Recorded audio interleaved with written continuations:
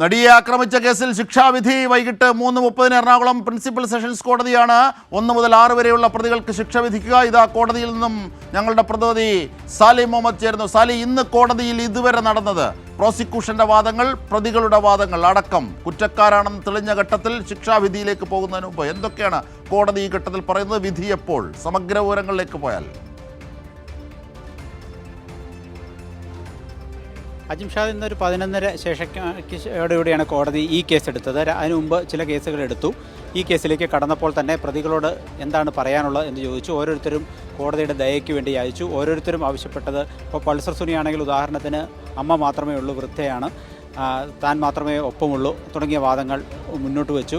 മറ്റു പ്രതികളും കുട്ടികളുണ്ട്, സാമ്പത്തിക ബുദ്ധിമുട്ടുണ്ട്, പ്രായമായ മാതാപിതാക്കളുണ്ട് തുടങ്ങിയ വാദങ്ങൾ ഓരോരുത്തരും മുന്നോട്ട് വെച്ചു. അതിനുശേഷം പ്രോസിക്യൂഷൻ്റെ ഭാഗത്തിലേക്ക് കടന്നു. പ്രോസിക്യൂഷൻ പ്രധാനമായും ഉന്നയിച്ചത് ഒന്നാം പ്രതി പൾസർ സുനിക്കെതിരെ ചുമത്തിയിരിക്കുന്ന കൂട്ടബലാത്സംഗം അത് പ്രകാരമുള്ള പരമാവധി ശിക്ഷയായ ജീവപര്യന്തം 1 മുതൽ 6 വരെയുള്ള എല്ലാ പ്രതികൾക്കും നൽകണം എന്നുള്ളതായിരുന്നു പ്രോസിക്യൂഷൻ്റെ പ്രധാനപ്പെട്ട വാദം.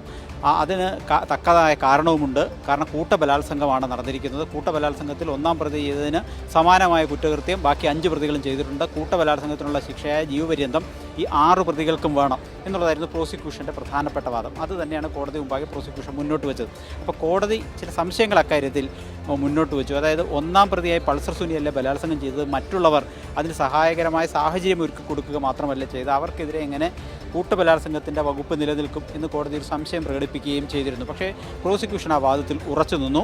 പരമാവധി ശിക്ഷ എല്ലാവർക്കും വേണം എന്നുള്ളതാണ് പ്രോസിക്യൂഷൻ്റെ വാദം. തുടർന്ന് പ്രതിഭാഗത്തിൻ വാദത്തിലേക്ക് കടന്നു. പ്രതിഭാഗം അഭിഭാഷകർ ഓരോരുത്തരായി അവരവരുടെ വാദങ്ങൾ മുന്നോട്ട് വെച്ചു.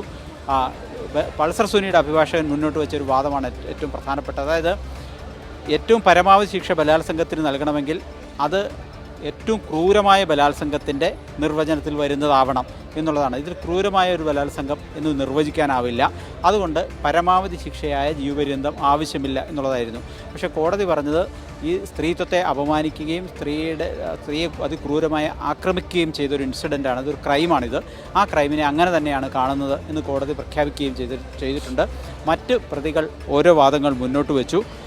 ഒപ്പം തന്നെ ഈ മണികണ്ഠൻ്റെ അഭിഭാഷകൻ മുന്നോട്ട് വെച്ച ഒരു പ്രധാനപ്പെട്ട വാദം, അക്യൂസ് ഡേറ്റ്, അതായത് ദിലീപിനെതിരെ കുറ്റകൃത്യം നിലനിൽക്കില്ല, ഗൂഢാലോചനാവാദം നിലനിൽക്കില്ല എന്ന് കോടതി പ്രഖ്യാപിച്ചിട്ടുണ്ട് ഇതിനകം. അതുകൊണ്ട് തന്നെ 3, 4, 5 പ്രതികൾക്കെതിരെയുള്ള ഗൂഢാലോചനാവാദവും നിലനിൽക്കില്ല എന്ന് മണികണ്ഠൻ്റെ അഭിഭാഷകൻ വാദിച്ചു.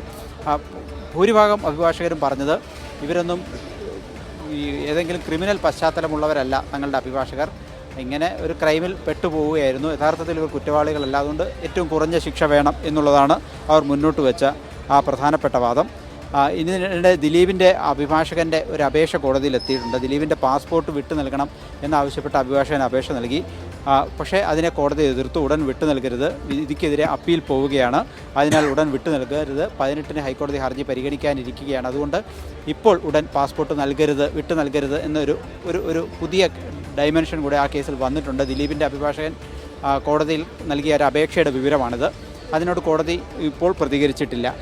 ഏതായാലും ഇപ്പോഴത്തെ സാഹചര്യത്തിൽ വാദം പൂർത്തിയായിരിക്കുന്നു. എല്ലാ പ്രതികളുടെയും അഭിഭാഷകരുടെ വാദമാണ് ഒടുവിൽ നടന്നത്, അതും പൂർത്തിയായിരിക്കുന്നു. ഇനി 3:30 വിധി പറയുന്നതിനായി കോടതി സമയം നിശ്ചയിച്ചിട്ടുണ്ട്. 3:30 പ്രിൻസിപ്പൽ സെഷൻസ് ജഡ്ജി ഹണിയം വർഗീസ് ഈ പ്രതികൾക്കുള്ള ശിക്ഷാവിധി പ്രഖ്യാപിക്കും. തീർച്ചയായും ഇതിനകത്ത് കൂടുതലായി പറയേണ്ട ഒരു കാര്യം എന്നത്, ഈ ദിലീപിന് വെറുതെ വിട്ടതിനെതിരായ സംസ്ഥാന സർക്കാരിൻ്റെ അപ്പീലാണ്. ആ അപ്പീൽ, അതുമായി ബന്ധപ്പെട്ട സർക്കാർ നടപടിക്രമങ്ങൾ ആരംഭിച്ചു.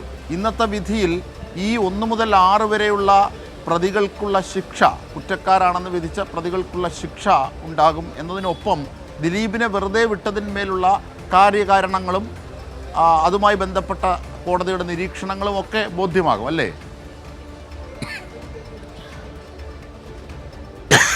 തീർച്ചയായും 2 കാര്യങ്ങളാണ് ഇന്നിപ്പോൾ 3:30 ഓർഡർ വരുമ്പോൾ അറിയേണ്ടത് നമുക്ക്. ഒന്ന്, ഈ 1 മുതൽ 6 വരെയുള്ള കുറ്റക്കാരാണെന്ന് കണ്ടെത്തിയ പ്രതികളുടെ ശിക്ഷാവിധി എന്താണ്. മറ്റൊന്ന്, കഴിഞ്ഞ ദിവസം വിധി പറഞ്ഞപ്പോൾ 7 മുതൽ 10 വരെയുള്ള പ്രതികൾ കുറ്റവിമുക്തരാക്കിയിരുന്നു. അവർക്കെതിരായ ഗൂഢാലോചന കുറ്റം നിലനിൽക്കില്ല എന്നടക്കമുള്ള കാര്യങ്ങൾ കോടതി വ്യക്തമാക്കി ദിലീപ് അടക്കമുള്ളവരെ കുറ്റവിമുക്തരാക്കിയിരുന്നു. അതെന്ത് പശ്ചാത്തലത്തിലാണ് എന്ന് കോടതി വ്യക്തമാക്കുകയും ചെയ്യും.